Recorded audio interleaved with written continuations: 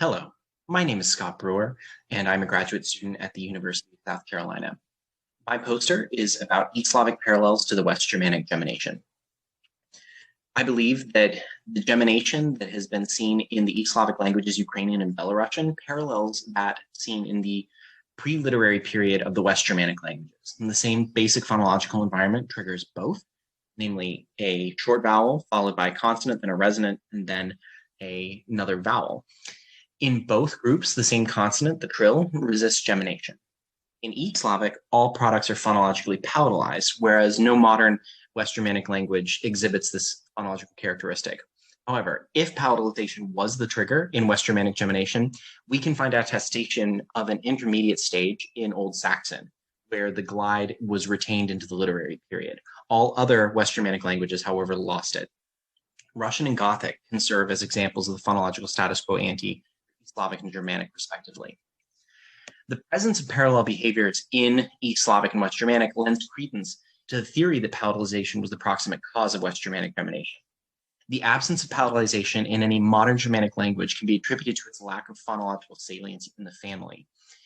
Basically, in East Slavic, there were already simplex palatalized consonants, so the addition of geminated palatalized consonants would maintain stability in the phonological system. Whereas in Germanic, without the palatalized simplex stop, you would expect to see depalatalization.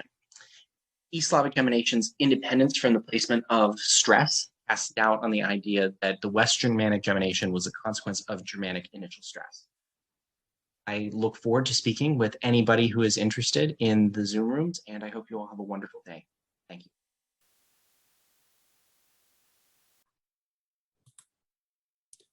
Underlying sequences of consecutive vowels in Ojibwe are treated differently depending on their morphosyntactic context.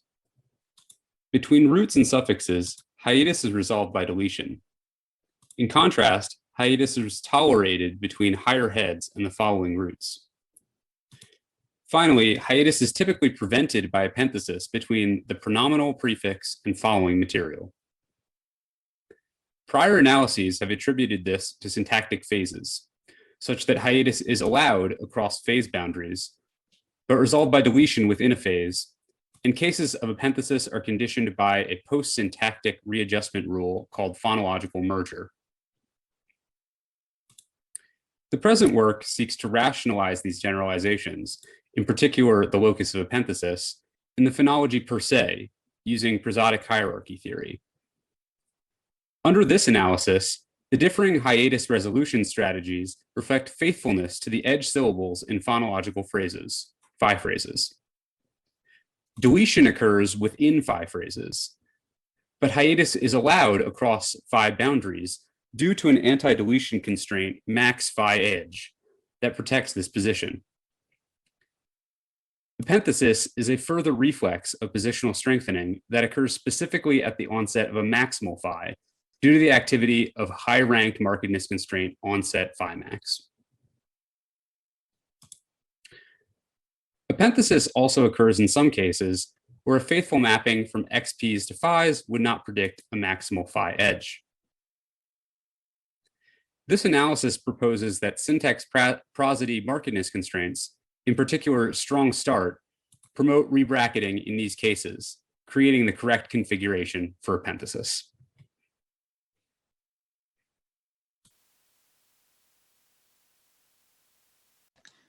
Hi, I'm Monika Konert-Panek, and the topic of my presentation is style shifting in popular music, and in particular, the significance of lexical frequency effects in this type of stylization. My analysis is conducted on the basis of the spoken and sung accents of Jason Williamson of the post-punk minimalist hip-hop duo Sleaford Mods, based in Nottingham. They've been labeled the voice of the working class and Britain's angriest band. Their lyrics are rather blunt and straightforward, and crucially conveyed with raw, thick, regional accent, which is East Midlands.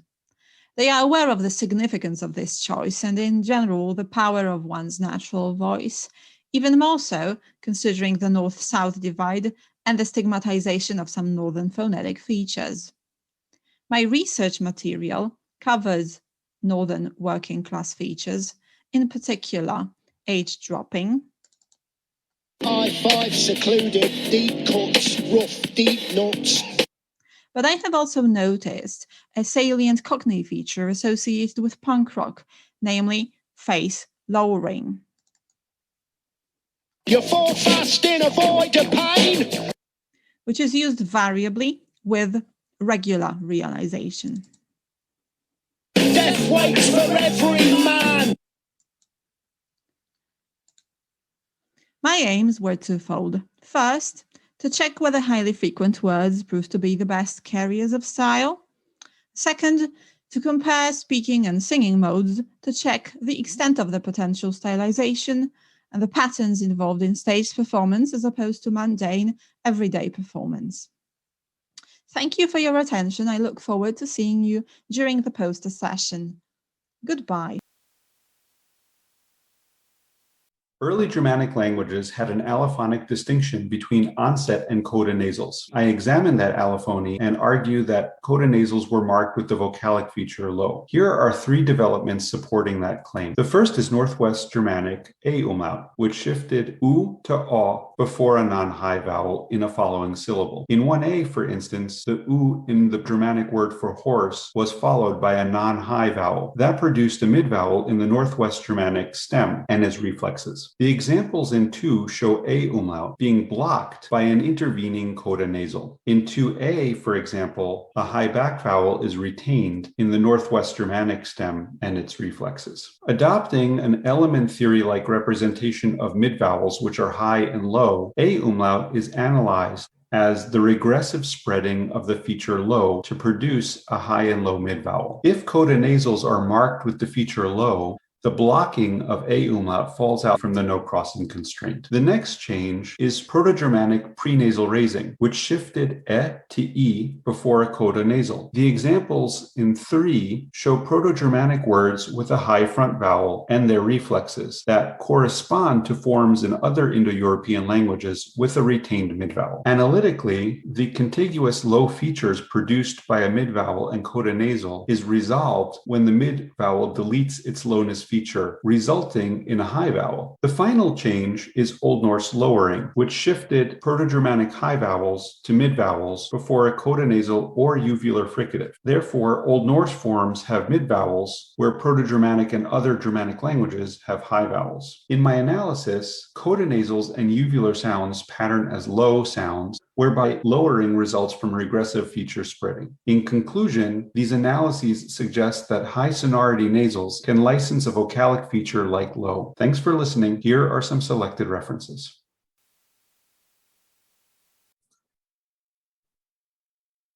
Here I'll be discussing the theoretical implications of the phonetic grounding of phonology, especially from an acquisition perspective, with a focus on Malayalam velar palatalization. Malayalam palatalizes velar consonants when they're preceded by 3 vowels, 2 of which are front and 1 back. Yet, Mohammed, in his seminal study, makes the sad presumption that the 3rd vowel, while phonetically back, phonologically somehow acts as a minus back vowel. While this lets him ground his palatalization rule in phonetics by forcing a fronting interpretation, it renders the relationship between features and their phonetic readings completely arbitrary. Unfortunately, such arbitrariness is problematic for acquisition. In contrast, I'll argue that assuming a substance-free phonological computation coupled with transductive interface with phonetics allows us to retain phonetically natural classes, avoid ad hoc assumptions regarding features and their readings, and affords an unified account of the categorical nature of the rules and the gradient effects seen in their externalization.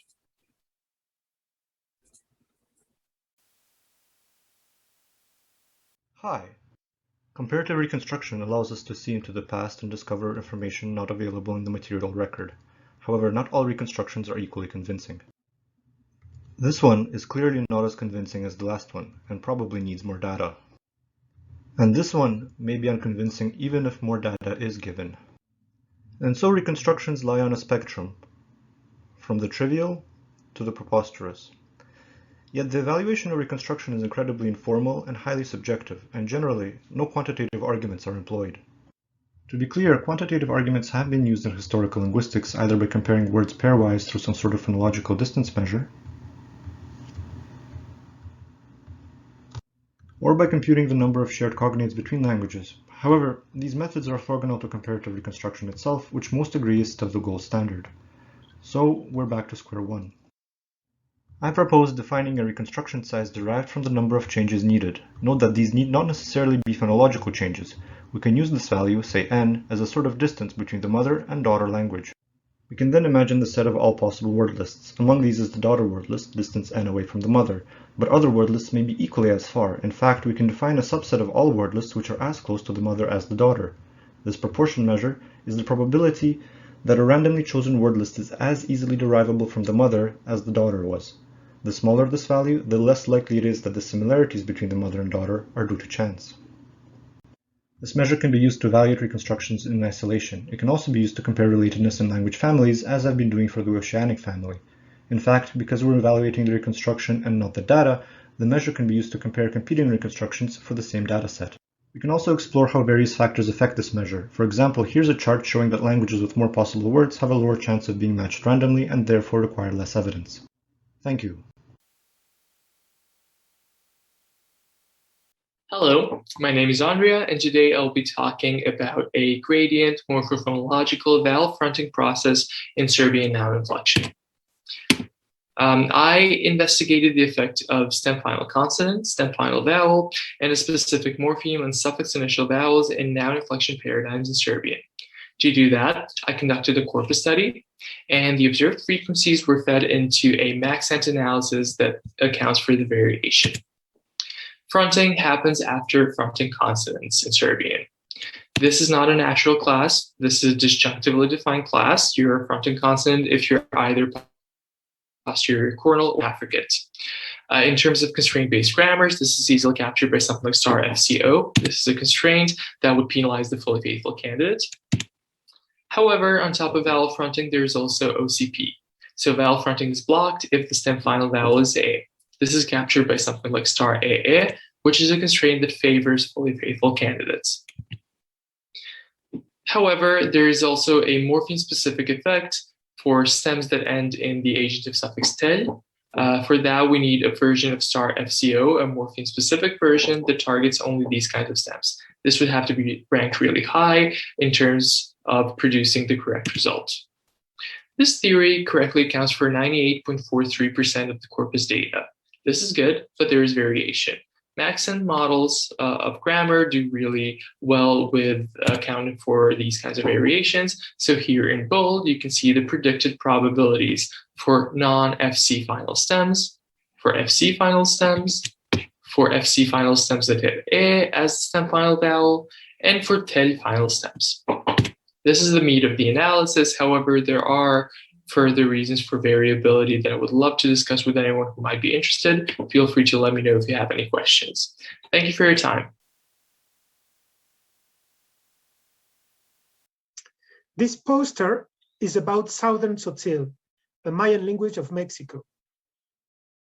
Most Mayan languages are not tonal, except for a few of them, such as Yucatec. There's been a controversy about the tonal status of Southern Tzotzil. Some say it has a high-low tonal contrast, while more recently, others say that it's not a tonal language.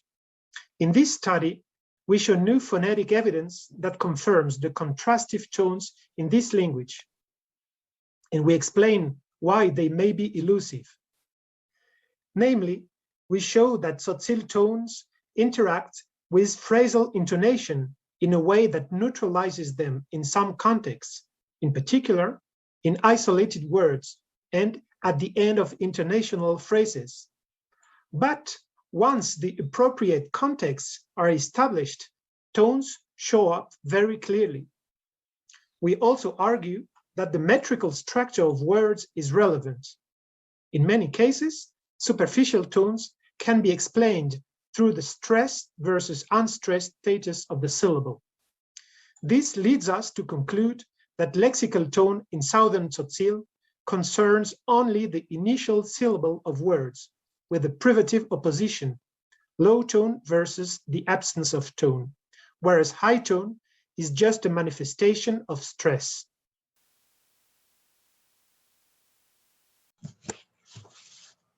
Hello, I'm Nate Shafto, and my poster is on underlying representations in harmonic serialism. Now, for those of you who don't know, harmonic serialism is a derivational variant of optimality theory, with serial derivational steps heavily defined by gradualness, which is this belief that at each derivational step, you can only apply one unfaithful operation. Now, this, of course, has consequences for feature representations. We find, for the first time since OT really took over, we need to be seriously worried about the representations. McCarthy 2010 argues, in fact, that due to gradualness, HS derivations should occur feature by feature. That is, each of these red features here needs to be changed in a separate step. But this leads into a further question, because a lot of research has been done on representations, and it's, well, which features do we need to be changing to get from one segment to another? Which features are even there? How does this work? I argue that the answer is found in feature geometry and in underspecification. And I draw data from Chilean Spanish, where there is a coda stop gliding process. Which is what it sounds like. It's notably non-assimilatory, which means that there's no assimilation effect, and we can look just at how features change. Long story short, we can't have fully specified representations. It's just not tenable. Instead, we need to underspecify our representations to get the analysis to work. This makes the derivation much smoother, but has some other unwanted implications that you'll have to come see the poster to find out about.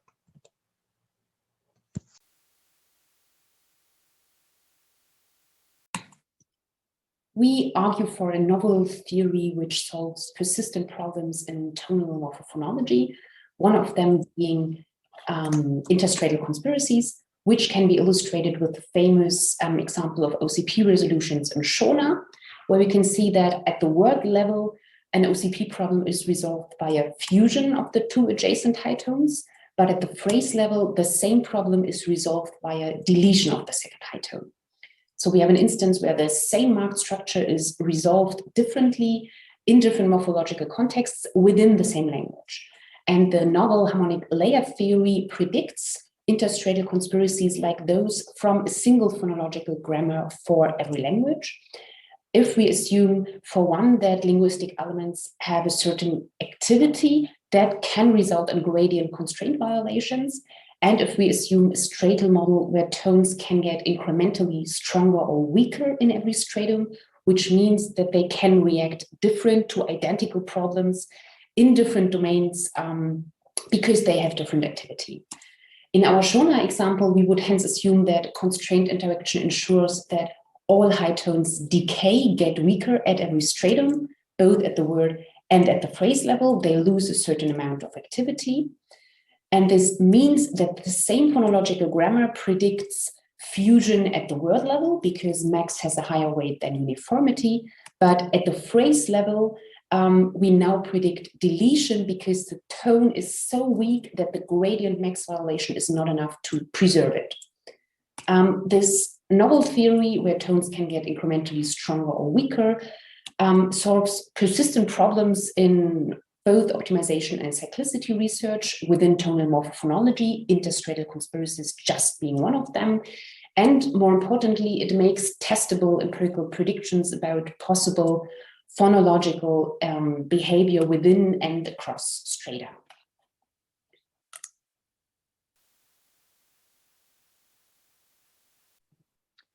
Our study provides a partial phonological and phonetic description of the sounds of Telugu English as a second language. Previous work on the subject is unreliable due to its focus on the overly broad and variable notion of Indian English. This has left the properties of Telugu English, as distinct from other varieties of Indian English, largely unexplored. In order to mitigate this problem, we have collected first-hand linguistic data from a single speaker of Telugu English, working with him during 2 elicitation sessions.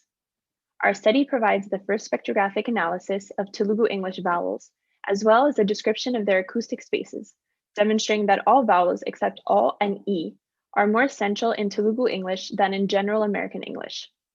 This can be seen in Figure 1, which is a scatter plot of the average F1 and F2 values for every vowel of Telugu English, as well as their acoustic spaces, and in Figure 2, in which the speaker's Telugu English vowels are compared to those of general American English.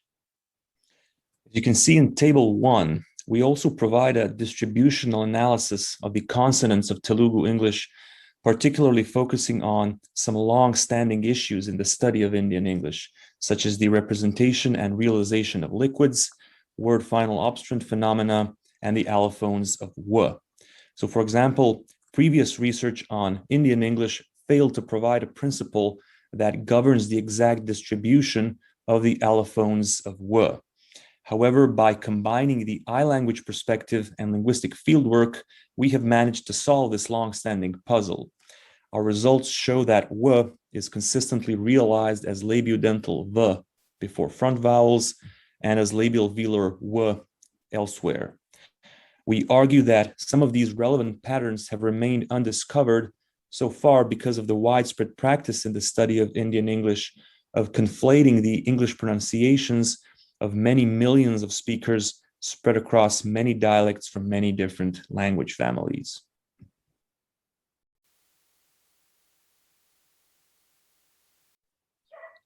Hi, this is Yuhong Björn. In this poster, our main claim would be the syllable can be eliminated as a tone-bearer unit, as shown here. We will show that more specific constraints like no contour syllables and no contour moras are needed independently in addition to a more general constraint, non-contour tone-bearing units. So in addition to multiple typological cases that show this, we provide new evidence from Suzhou Chinese that multiple no-contour constraints can successfully capture variation in tonal association patterns based on speech style. So I'm jumping right into the data. If we skip over some specifics of tone sandhi, 3 generalizations can be observed in the data of citation tones, which are monomoraic, monomorphemic forms in isolation, and sandhi tones, which are polymorphemic, polysyllabic forms. First is there are contours within a syllable, but they are dispreferred. Contours within a syllable are only allowed when they are pre-linked in the lexicon. Secondly, contours within the mora are not allowed in tone sandhi or in sandhi forms. So 2 tones to 1 mora, 3 tones to 2 moras are not allowed. Thirdly, citation forms actually tolerate contours within the mora to be maximally faithful to the input. So our analysis would be a very straightforward interaction between a faithfulness constraint max tone and 2 separately independently motivated no contour constraints, one referring to the mora, one referring to the syllable.